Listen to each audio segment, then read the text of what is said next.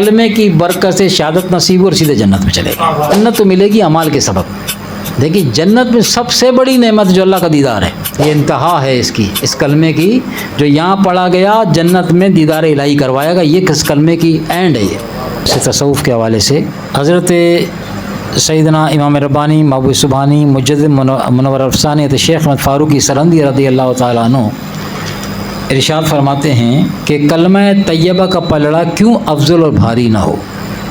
کلمہ طیبہ کا پلڑا کیوں افضل و بھاری نہ ہو، کیونکہ اس کا ایک کلمہ لا الہ تمام ما سوا کی نفی کرتا ہے. لا مانے نہیں، الہ مانے کوئی بھی خدا، خدا کے علاوہ اللہ کے علاوہ کوئی بھی جھوٹے خدا، جتنے معبودان باطل ہیں. لا الہ ایک ہی ضرب میں سب کو ختم کر دیا، کوئی خدا نہیں ہے، یعنی کوئی بھی اللہ کے علاوہ کوئی خدا نہیں،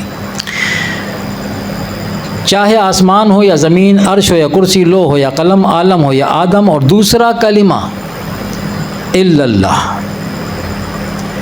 معبود برحق کو ثابت کرتا ہے. الا اللہ، مگر اگر کوئی ہے عبادت کے لائق تو فرمائے الا اللہ، وہ اللہ ہے جو سب کا خالق ہے. چنانچہ جو کچھ آفاق اور انفس کے آئینوں میں نظر آئے گا فانی ہے اور نفی کے لائق ہے. کلمہ طیبہ کے انوار غیر فانی اور ہمیشہ رہنے والے ہیں. قیامت کے روز کلمہ طیبہ کے انوار کے مقابلے میں چاند اور سورج کی روشنی ماند پڑ جائے گی. یہ جو ہم اتنی آسانی سے پڑھ لیتے ہیں لا الہ الا اللہ محمد رسول اللہ،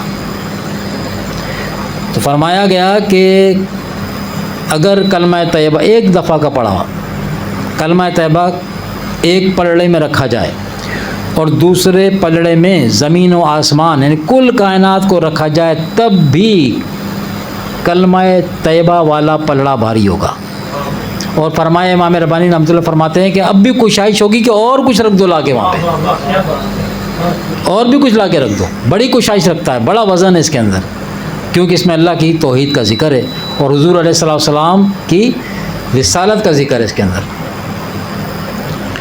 تو آپ فرماتے ہیں کون؟ حضرت مجدد الافسانی رحمۃ اللہ علیہ کہ لوگوں کو اس بات کا علم نہیں کہ اللہ تعالیٰ کے غضب اور غصے کو ٹھنڈا کرنے میں کوئی چیز بھی اس کلمہ طیبہ سے زیادہ نافع نہیں ہے.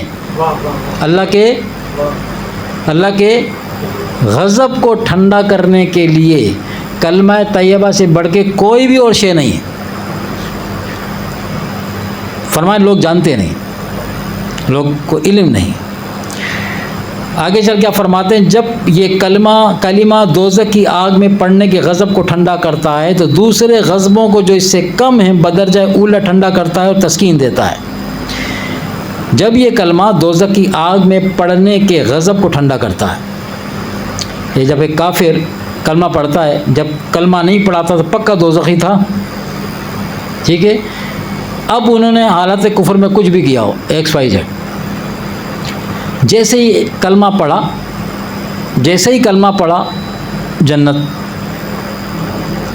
ابھی کلمہ پڑھنے کے بعد ایک وقت کی نماز نہیں پڑھی اس نے، بھی نہ کوئی روزہ رکھا ہے، کوئی عمل صالح نہیں کیا ابھی اس نے، اور مر گیا. ہاں ایسے بھی صحابہ کرام ہیں، ادھر کلمہ پڑھا، ادھر وقت جہاد آ گیا فوراً اور چلے گئے جہاد پہ، وہیں شہید ہو گئے. ایک نماز پڑھی، نہ کوئی روزہ رکھا، نہ کوئی کلمہ پڑھنے کے بعد کوئی اور کام، جہاد کے علاوہ اور کچھ نہیں کیا. کلمے کی برکت سے شہادت نصیب اور سیدھے جنت میں چلے گا. کلمے کا یہ کلمے کی برکت ہے کہ آنن فانن جہنم سے نکال کے جنت میں پہنچا دیتا ہے. تو آپ فرماتے ہیں کہ اس کلمے کو آخرت کے 99 ذخیرہ ہائے رحمت کی چابی قرار دیا گیا ہے. پہلی امتوں میں گناہ کبیرہ بہت کم تھے، پہلے وقتوں میں عموماً گناہ کی سزا دنیا ہی میں دے دی جاتی تھی عموماً، لہٰذا آخرت میں وہ پاک اور صاف ہو کر جاتے تھے. چنانچہ جس قدر رحمت اللہ تعالیٰ امت محمدیہ صلی اللہ علیہ وسلم کے لیے کام میں لائے گا، معلوم نہیں کہ پہلی امتوں کے لیے کام میں نہ لائے. جو ہمارے حصے میں آئے گی نا، جو ہمارے حصے میں اللہ کی رحمت کام میں آئے گی، نظر آئے گی، وہ فرماتے ہیں کہ پچھلی امتوں کے معاملے میں وہ نظارہ نظر نہیں آئے گا. 99 رحمتوں کے خزانے شاید اسی پر گناہ امت کے لیے ذخیرے کے طور پہ رکھے گئے ہوں. حدیث شریف میں ہے کہ جس نے لا الہ الا اللہ کہا وہ جنت میں داخل ہو گیا۔ آپ فرماتے ہیں کہ کوتا نظر لوگ تعجب کرتے ہیں کہ صرف لا الہ الا اللہ کے کہنے سے جنت میں میسر آ جائے گی۔ یہ لوگ اس کلمے کی برکات سے واقف نہیں۔ اس فقیر کو محسوس ہوا ہے کہ اگر تمام عالم کو صرف اس کلمے کے طفیل بخش دیں اور بہشت میں بھیج دیں تو گنجائش رکھتا ہے، اور لے آؤ۔ تمام عالم کی بات کر رہے ہیں، فرماتے پھر بھی گنجائش رکھتا ہے کہ اور لے آؤ۔ اس کلمے کی برکات کس قدر بڑھ جاتی ہیں جبکہ جس کے ساتھ کلمہ مقدسہ محمد رسول اللہ صلی اللہ تعالیٰ علیہ وسلم جمع ہو جائے، یعنی تبلیغ توحید کے ساتھ مل جائے اور رسالت ولایت کے ساتھی بن جائے۔ ان دو کلموں کا مجموعہ ولایت اور نبوت کے کلمات کا جامع ہے۔ یہ کلمہ ان دونوں ساتھوں کا پیشوا راہ ہے۔ یہی کلمہ ہے جو ولایت کو ذلال کے ظلمات سے پاک کرتا ہے اور نبوت کو درجہ علیہ تک پہنچاتا ہے۔ اے اللہ ہمیں کلمہ طیبہ کے برکات سے محروم نہ کر اور ہمیں اس پر ثابت قدم رکھ اور ہمیں اس کی تصدیق پر موت نصیب فرما اور اس کی تصدیق کرنے والوں کے ساتھ ہمارا حشر فرما اور ہمیں اس کی حرمت اور اس کی تبلیغ کرنے والے انبیاء کی حرمت سے جنت میں جانا نصیب فرما۔ حضور نے فرمایا کہ جس نے لا الہ الا اللہ کا اقرار کیا، کلمہ طیبہ پڑھا، اقرار کیا اس نے زندگی میں اور پھر اس پہ قائم رہا، اس پر قائم رہا اور اسی پر اس کو موت آ گئی۔ جس نے کلمہ پڑھا، اس پہ قائم رہا اور اسی پر اس کو موت آ گئی، فرمایا وہ جنتی ہے۔ یہ بڑی بشارت ہے، یہ بڑی بشارت ہے۔ آگے چل کے امام ربانی رحمۃ اللہ علیہ فرماتے ہیں کہ جب نظر اور قدم عاجز ہو جاتے ہیں اور ہمت ختم ہو جائے اور معاملہ غیب صرف تک پہنچ جائے تو کلمہ طیبہ کے پاؤں کے بغیر نہیں چلا جا سکتا اور اس سے ہی وہ مسافت طے ہو سکتی ہے۔